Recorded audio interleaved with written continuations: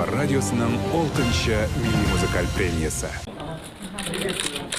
Встреч много, перспективы большие. 100-миллионная провинция Гуандун уже 30 лет первой в Китае по промышленному производству, причем высокотехнологичному. Здесь делают каждый второй смартфон в мире и пятую часть всех китайских роботов.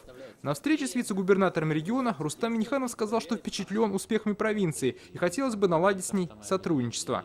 Мы должны работать во всех направлениях, и крупный, и средний, и малый бизнес. Наши отношения не только торгово-экономические. Нам важно создание производств российских, татарстанских, китайских в России. Надо активизировать бизнес. Презентациями и деловыми предложениями обменивались на бизнес-форуме. Рустам Минниханов рассказал, что республика уже активно сотрудничает с несколькими китайскими провинциями. Сейчас важно наладить поставку в Китай своей продукции, прежде всего машиностроения и нефтехимии.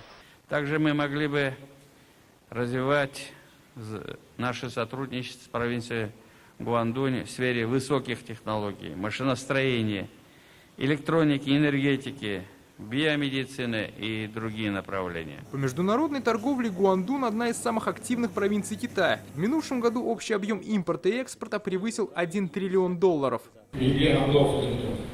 Надеемся, что вместе с Республикой Татарстан мы напишем новую главу сотрудничества, что существенно повысит наши показатели и будет работать на благо народов наших регионов. По итогам минувшего года товарооборот Татарстана с Китаем уже увеличился более чем наполовину, перевалив за $500 миллионов.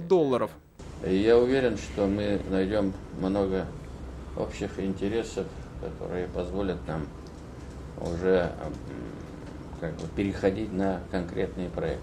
Сегодня Рустам Минниханов также познакомился с работой нескольких китайских автоконцернов. В провинции Гуандун президент будет и завтра. В планах посетить несколько промышленных предприятий и инновационный центр, где разработали систему безопасности «Умная полиция». Дмитрий Аверин, Марат Хусаинов, ТНВ, Китай.